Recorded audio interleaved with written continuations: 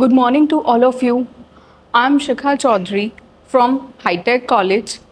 I welcome you to all in our classes. In our previous classes, we have already discussed about the demand.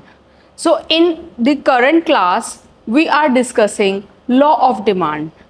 Yes, what is law of demand and how does it work? We discuss this in our class. So I think you all have gone through the market or purchase the things whatever you need, like you purchase fruits, vegetables. We can take an example of apple. You all have eaten an apple. So the fruits and the vegetables which we consume are regularly changing in the price. So the price affects by the demand. So in this class we understand the things why the consumer behave in a certain way. So as you go to the market and purchase apple, अगर आपको Apple ख़रीदना है और Apple का rate जो है market में suppose वो 100 रुपीज़ पर केजी है, ठीक। अगर 100 रुपीज़ पर केजी है और आपको 1 किलो एप्पल मिल रहा है 100 रुपये खर्च करने पे, तो जब आप 100 रुपये खर्च करके 1 किलो ले पा रहे हो, लेकिन अगर वो 4 दिन बाद 200 रुपीज़ पर केजी हो जाता है, तो जब 200 रुपीज़ पर केजी एप्पल हो जाएगा और आपकी स्पेंडिंग कितनी है 100 है कि आपको 100 ही रुपये खर्च करने हैं एप्पल ख़रीदने पे, तो आप इससे ज़्यादा नहीं खर्च करना चाहोगे, तो आप क्या करोगे कि 100 रुपये में आधा किलो एप्पल ले लोगे, ठीक। इसी तरीके से अगर एप्पल का प्राइस क्या हो जाता है हमारा 50 पर केजी, जब 50 पर केजी हो जाएगा तो सस्ता हो गया वो, तो आप क्या करोगे उस टाइम पे 2 किलो एप्पल खरीदोगे एक बार में। तो वहाँ पे क्या चेंज आ रहा है कि हमने एक कमोडिटी को सेट किया, एप्पल को। पहले कितना था वो 100 रुपीज़ पर केजी था। जब 100 रुपीज़ पर केजी था तो हम 1 किलो खरीद रहे थे। जब 200 हुआ, प्राइस इंक्रीज़ हुआ, तो हम कितना खरीद रहे थे आधा किलो। लेकिन जब वही एप्पल 50 रुपीज़ पर केजी सेल होना स्टार्ट हुआ तो हम कितना खरीद रहे हैं, सिर्फ और सिर्फ 2 किलो।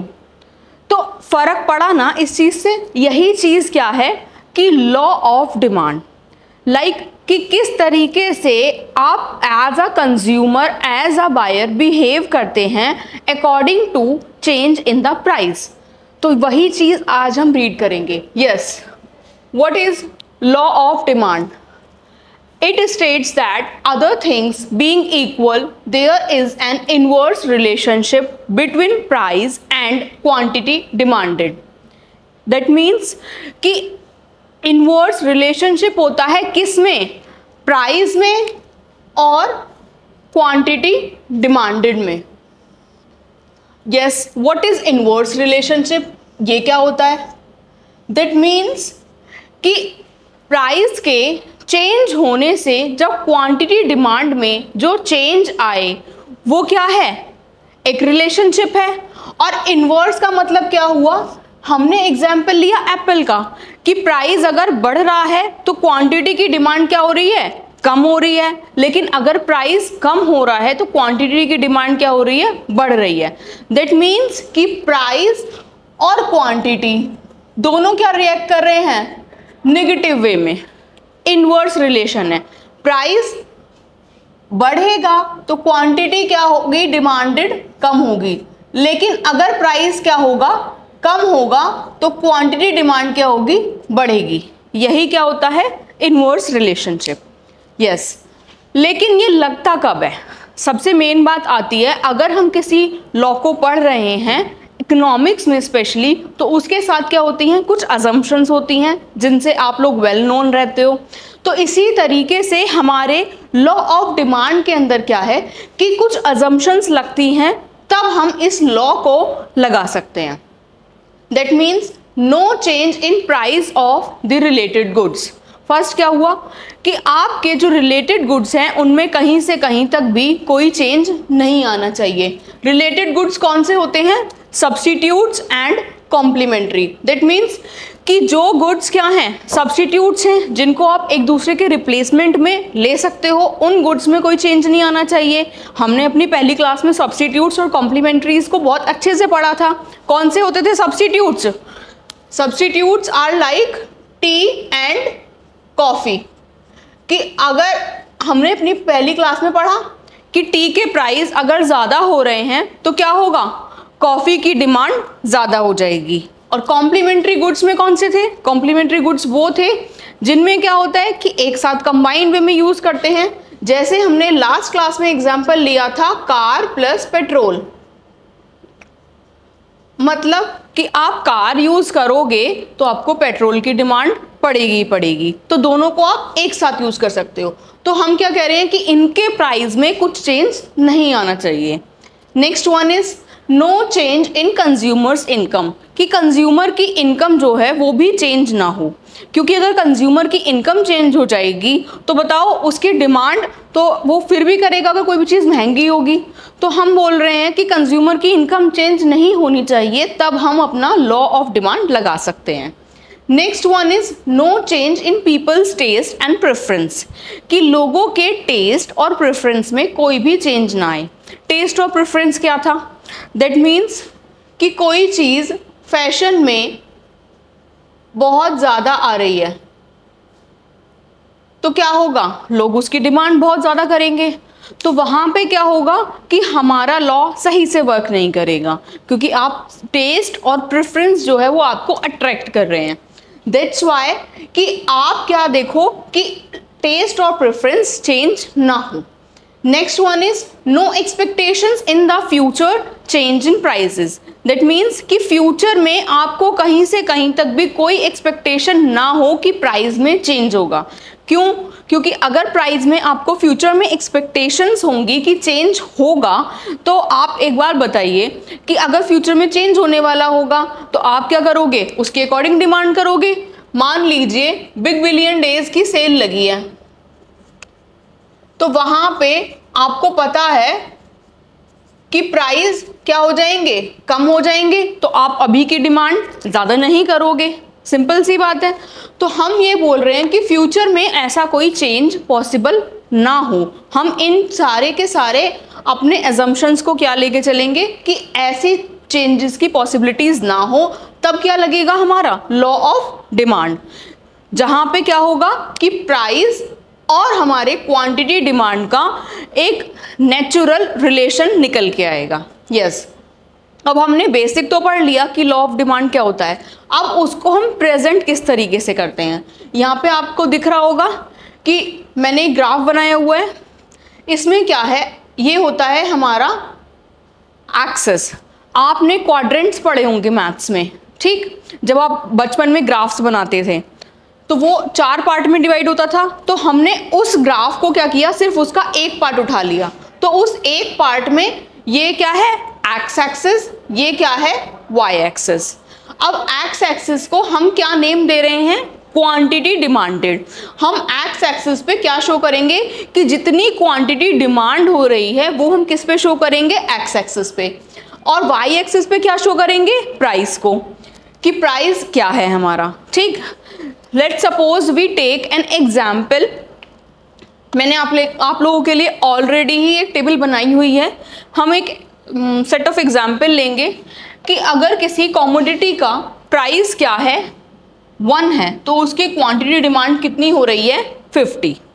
अगर किसी कॉमोडिटी का प्राइस 2 है तो उसकी क्वांटिटी डिमांड कितनी है? 40। 3 प्राइस होने पे कितनी है? 30। 4 प्राइस होने पे कितनी क्वांटिटी डिमांड है? 20। एंड 5 प्राइस होने पे कितनी क्वांटिटी डिमांड है? 10।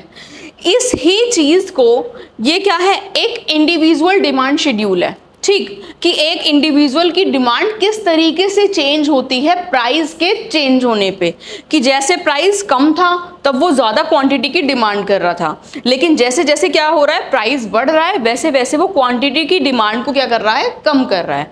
तो वैसे ही इस ही चीज़ को हमने एक इंडिविजुअल डिमांड शेड्यूल को किसमें, ग्राफ में प्रेजेंट करके शो किया है। अब हमने एक्सेस देख लिए कि ये एक्स एक्सेस है, ये वाई एक्सेस है, ठीक। तो हमने क्या किया, यहां से रीड करना स्टार्ट किया था हमने कि वन प्राइस पे कितनी क्वांटिटी की डिमांड है, 50। तो यहाँ पे क्या है, प्राइस, और इस पे कितनी आ रही है हमारी, 50 हमने क्वांटिटी डिमांड की है। अब टू प्राइस पे कितनी क्वांटिटी की डिमांड है, 40। टू प्राइस पे कितनी है, 40, ठीक है। थ्री प्राइस पे कितना आ रहा है हमारा, 30। तो थ्री प्राइस पे हमने कितना लिया, 30 क्वांटिटी डिमांड। फोर प्राइस पे कितना आ रहा है हमारा, 20। फोर प्राइस पे यहाँ पे हमारा कितना आया, 20। 5 पे कितना आया, 10। तो ये हमने 5 पे क्या शो किया, 10 है। तो हम ये देख पा रहे हैं जैसे जैसे क्या हो रहा है, इंक्रीज हो रहा है प्राइस में, वैसे वैसे क्वांटिटी की डिमांड क्या हो रही है, कम हो रही है। तो यहाँ पे हमें ये चीज़ क्लियरली डिपिक्ट हो पा रही है कि हम क्या कर रहे हैं कि क्वांटिटी और क्वांटिटी डिमांडेड और प्राइस के अंदर कैसा रिलेशनशिप है, inverse relationship, that is negative relationship. और ये क्या बना है हमारा, डिमांड कर्व। तो ये डिमांड कर्व जो हमारा बना है ये किस तरीके का है, डाउनवर्ड स्लोपिंग। ये आई थिंक आप सबको ये क्लियर हो गया होगा। डिमांड कर्व को हम थोड़ा सा और पढ़ लेते हैं, little bit. Yes, demand curve क्या होता है, अ graphical representation of demand schedule. यही क्या था हमारा, डिमांड शेड्यूल।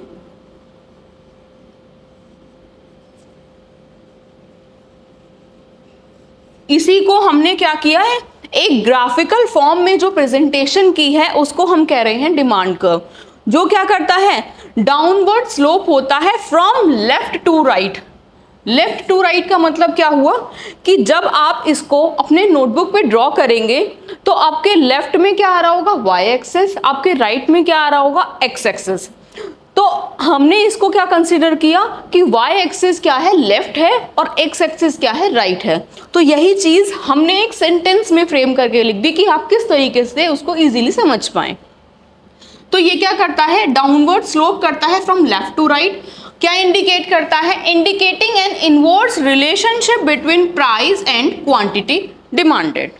क्या इंडिकेट कर रहा है, इनवर्स रिलेशनशिप को। तो आप लोग ये इजीली समझ पा रहे होंगे कि लॉ ऑफ डिमांड हमारा पूरा किस पे डिपेंडेंट है, कि इनवर्स रिलेशनशिप किसके बीच में चल रही है, प्राइस और क्वांटिटी डिमांड में। क्योंकि जितने भी बाकी सारे फैक्टर्स थे डिमांड के हमारे, जो हमने पहले वाली अपनी क्लास में पढ़े थे, वो सब यहाँ पे कांस्टेंट हो जाते हैं, उनका यहाँ पे कोई रोल नहीं रहता है। क्लियर।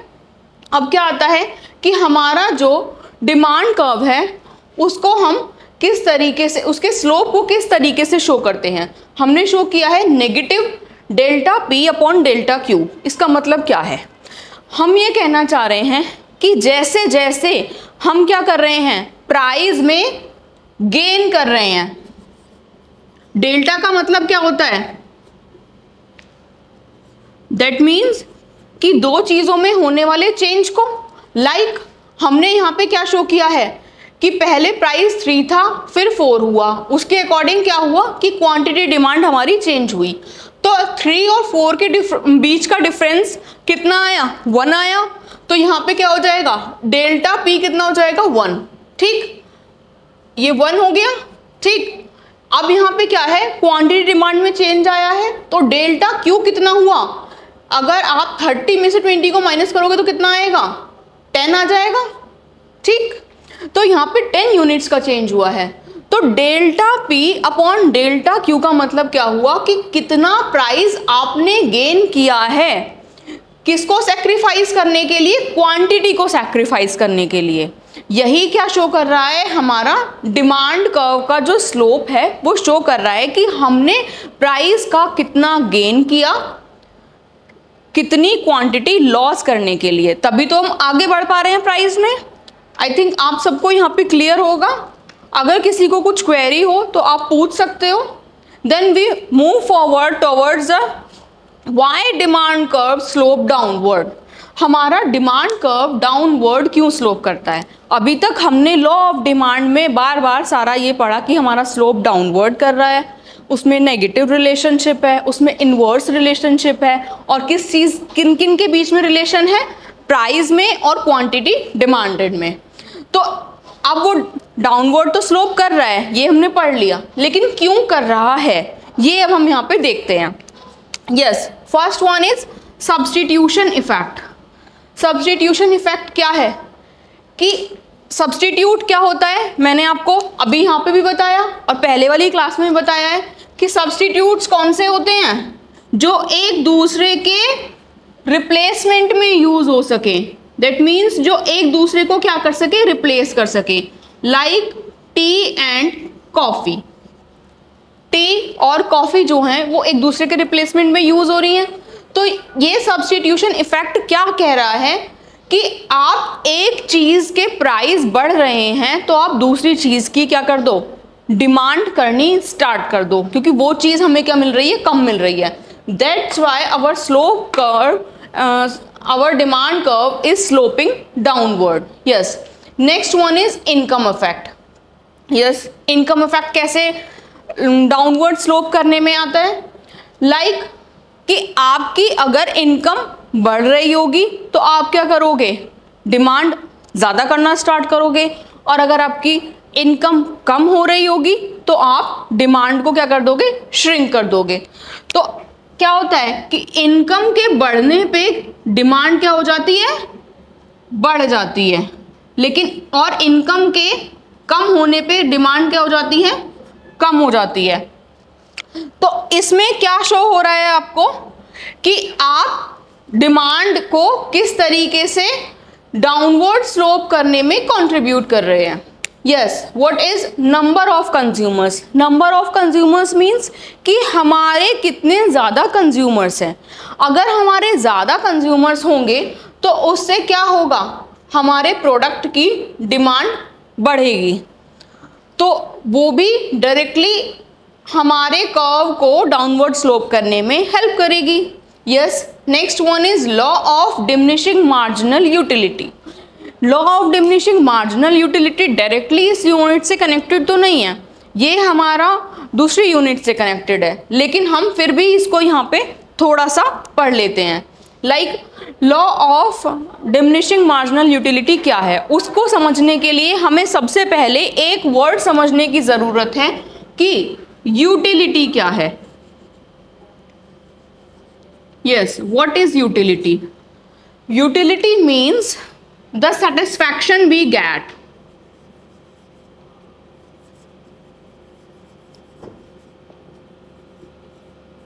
मतलब कि किसी भी चीज को यूज करने से, कंज्यूम करने से जो मिलने वाला सेटिस्फैक्शन होता है वो यूटिलिटी होता है। ठीक है, तो आप कहोगे कि मैम सेटिस्फैक्शन को तो हम काउंट ही नहीं कर सकते नंबर्स में, तो सेटिस्फैक्शन को यस एग्जैक्टली नंबर्स में काउंट नहीं कर सकते हम, लेकिन हम इकोनॉमिक टर्म्स में सेटिस्फैक्शन को काउंट करते हैं। जैसे मान लीजिए आपको आइसक्रीम पसंद है, स्ट्रॉबेरी फ्लेवर है, चॉकलेट फ्लेवर है, तो आप कहोगे मैम मुझे तो चॉकलेट फ्लेवर ज़्यादा पसंद है, तो आपकी फर्स्ट प्रेफरेंस क्या रहेगी? चॉकलेट फ्लेवर के लिए। और अगर हम ये कहें कि चॉकलेट फ्लेवर है ही नहीं तो नेक्स्ट कौन सा मांगोगे? आपकी स्ट्रॉबेरी ले सकता हूँ मैं। तो ऐसे क्या हुआ कि आपने प्रेफरेंस दी, तो इसी प्रेफरेंस को हम क्या करते हैं कि कंसिडर कर लेते हैं नंबर्स में। ठीक, तो हमने ये मान लिया कि जितना आप एक कमोडिटी को कंज्यूम करते हो उतनी ज़्यादा आपको यूटिलिटी मिलती है।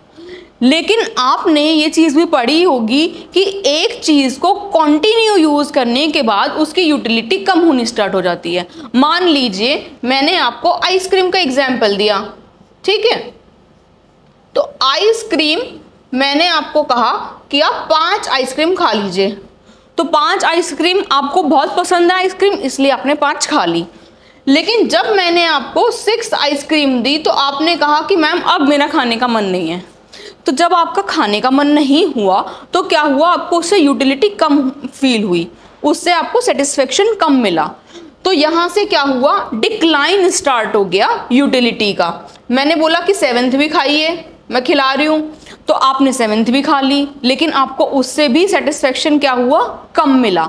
तो जो ये कम मिलने वाला सेटिस्फेक्शन शुरू हुआ है हमारी 6th यूनिट से, उसी को क्या मार्जिनल यूटिलिटी, दैट मीन्स कि हमें यूटिलिटी तो गेन हो रही है, लेकिन क्या हो रही है, डिमिनिशिंग वे में, वो पर यूनिट के कंजम्पशन के साथ क्या हो रही है, कम होती जा रही है। चलिए मैं आपको और क्लियरली यहाँ पे लिख के ही दिखा देती हूँ। मान लीजिए आपको फर्स्ट यूनिट खाने पे 20 की यूटिलिटी गेन हुई, सेकेंड यूनिट खाने पे 21 की हुई, और थर्ड यूनिट खाने पे 22 की हुई, फोर्थ को 23 की, फिफ्थ में 24 की। लेकिन अब आपने कह दिया बस और मेरी कैपेसिटी नहीं है, तो 6th यूनिट पे क्या हुआ कि आपकी यूटिलिटी कम गेन होनी स्टार्ट हो गई। लाइक पहले 5th यूनिट पे कितनी थी आपकी, 24, यहाँ तक आपकी बढ़ी है, लेकिन इसके बाद क्या हुई, कम होनी शुरू हो गई। 6th यूनिट आने पे 23 हो गई, 7th यूनिट आने पे क्या हुई, 22। तो यहाँ पे ये जो डिक्लाइनिंग फेज आया है, इसी को क्या कहते हैं हम, law of diminishing marginal utility. तो ये भी क्या है, हमारे स्लोप को डाउनवर्ड कराने में काफ़ी इंडिकेशन देता है, काफ़ी रोल प्ले करता है। ठीक, नेक्स्ट वन इज हमारा लास्ट पॉइंट है ऑल्टरनेटिव यूजेस, कि चीज़ों के जो ऑल्टरनेटिव यूजेस होते हैं उससे क्या होता है कि प्राइस कम या ज़्यादा हो जाए, लेकिन फिर भी हमारी चीज़ें मार्केट में कंज्यूम होती हैं। ऑल्टरनेटिव यूजेस किन किन के होते हैं, ऑल्टरनेटिव यूजेस का मीनिंग क्या हुआ कि आप कौन कौन सी ऐसी चीज़ें हैं जिनको आप अलग अलग जगह पे यूज़ कर सकते हैं। लाइक सबसे कॉमन एग्जांपल हमारा क्या है, मिल्क है, ऑयल है, इलेक्ट्रिसिटी है, ये हमने पहले भी पढ़े हैं सब। तो इनके क्या हैं, अलग अलग यूजेस हैं। मिल्क को चाहे तो आप, मैंने बोला आपके पास क्या है, 15 kg मिल्क है, ठीक है, तो आपने बोला मैम 5 kg तो मुझे प्लेन मिल्क ही चाहिए, ठीक, और 10 kg के हमको स्वीट्स चाहिए, 10 kg की मिल्क के हम स्वीट्स बना लेंगे, ठीक। तो ये क्या हुआ कि आपके पास दोनों ऑप्शंस हैं, और भी ज़्यादा ऑप्शंस हो सकते हैं, ऐसा तो है नहीं कि एक बस ये दो ही यूजेस हैं, बहुत सारी चीज़ों में यूज़ होता है। बटर बना लीजिए और स्वीट्स ले लीजिए, और आप लोग पनीर बना लीजिए, बहुत सारे यूज़ हैं मिल्क के। तो ऑल्टरनेट यूज़ होने पे क्या होता है कि हमारी एक कमोडिटी की डिमांड कॉन्टीन्यूसली इंक्रीज होती है, चाहे उसका कितना भी प्राइस बढ़ जाए या प्राइस कम हो जाए, क्योंकि एक नहीं तो दूसरी जगह पे वो काम आएगी आएगी। तो ये फैक्टर भी क्या है, हमारा इसके साथ कंबाइन हो जाता है। तो इसलिए हमारा डिमांड कर्व स्लोप करता है डाउनवर्ड। ये हमारे 5 फैक्टर्स हैं, ठीक। आई थिंक आप लोगों को ये टॉपिक क्लियर हो गया होगा। हमने लॉ ऑफ डिमांड पढ़ा, उसके बाद डिमांड कर्व पढ़ा, डिमांड शेड्यूल फ्रेम किया, ठीक। डिमांड शेड्यूल को ही हमने क्या किया, शो किया। देन हमारा डिमांड कर्व क्यों डाउनवर्ड स्लोप करता है, हमने ये पढ़ा। आई थिंक सबको ये सारी चीज़ें क्लियर हो गई होंगी। और अगर किसी को कोई क्वेरी स्टिल है तो आप मुझसे पूछ सकते हैं, मैं आपको उसका क्लियरेंस नेक्स्ट क्लास में प्रोवाइड कराऊंगी। Stay tuned and connected. Thank you.